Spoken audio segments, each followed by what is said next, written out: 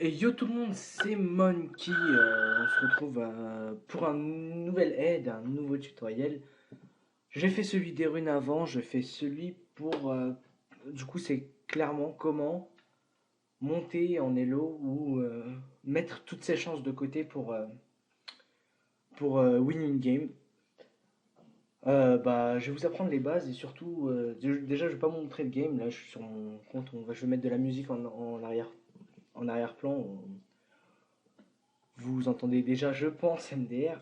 Bref, ce sera pas un tuto pour comment monter, parce que comment monter, ça dépend de vous en fait.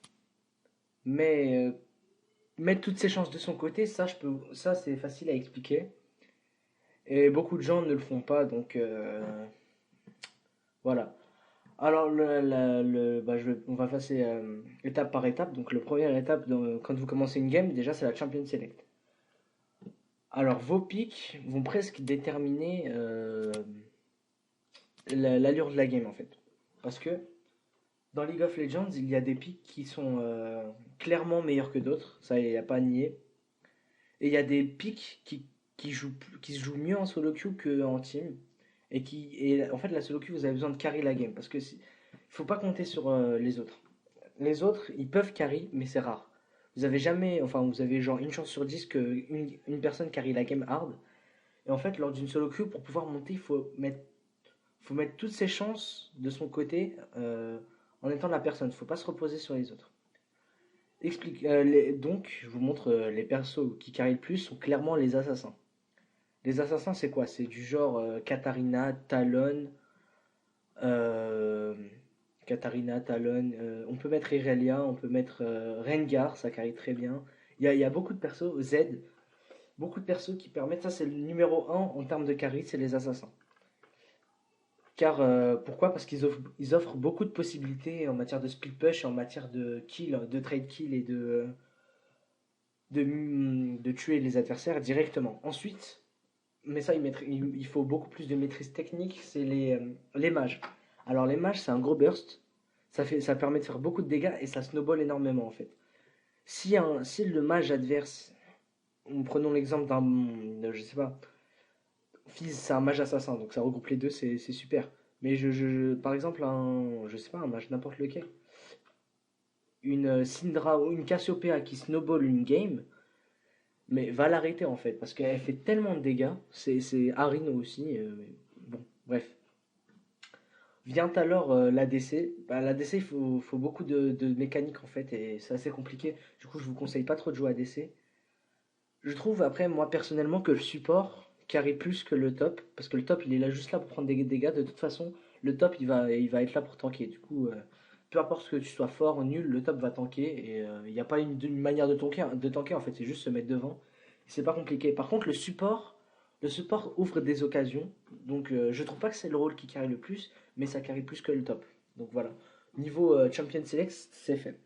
Ensuite, vient alors la deuxième étape, c'est pour moi l'une des plus importantes, c'est la communication avec votre équipe.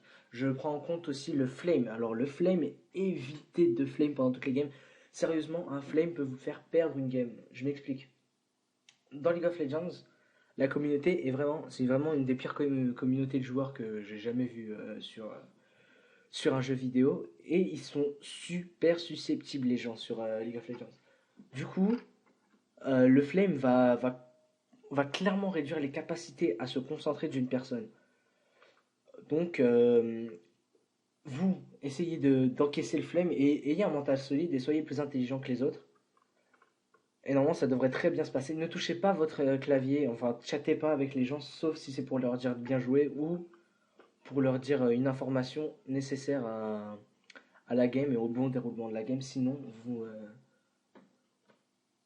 parlez pas, c'est tout.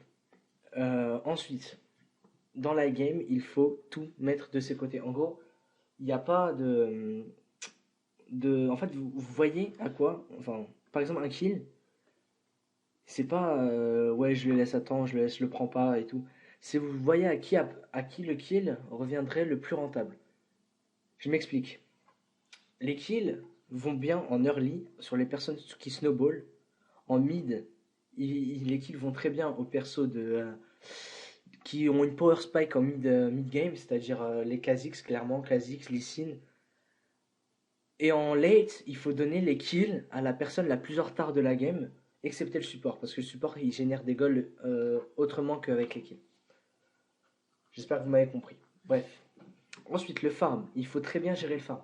Le farm, il va de ce sens.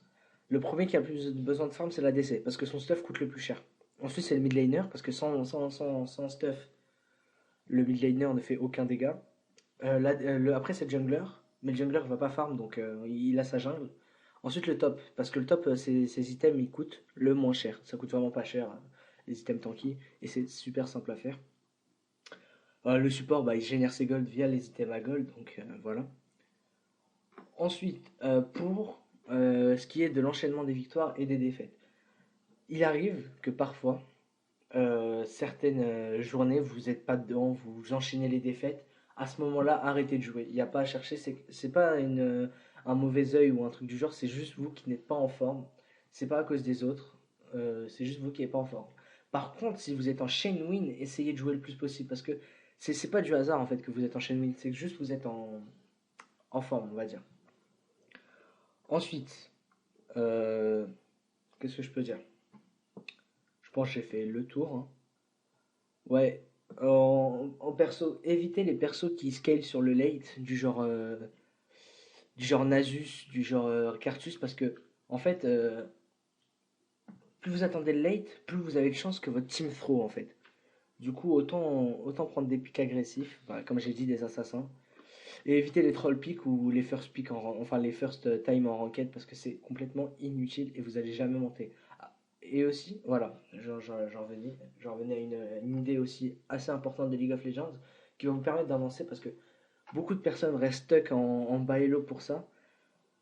Faut vous remettre en question. Faut jamais mettre la faute sur les autres. Faut jamais dire ouais c'est à cause du jungler il m'a pas gank ou c'est le jungler adverse qui m'a campé. Non, c'est vous qui avez mal joué, qui avez offert une opportunité de gank à l'adversaire, ou c'est vous qui a feed le mid, ou qui. C'est pas à cause d'une jungler, enfin c'est pas à cause de vos alliés que vous avez mal joué en fait. Même si vos alliés peuvent vous tirer vers le bas, vous êtes censé les tirer vers le haut, vous. Donc voilà. Il n'y a pas En fait, si vous perdez, c'est de votre faute. C'est pas de la faute des ennemis. Donc dites jamais, ouais, je perds à cause de mes mates. C'est pas vrai. Faut pas dire ça, sinon vous allez jamais monter, vous allez jamais progresser. Voilà, c'est tout. Bah, je vous souhaite une bonne journée ou une bonne soirée et c'était Monkey. À plus les gars.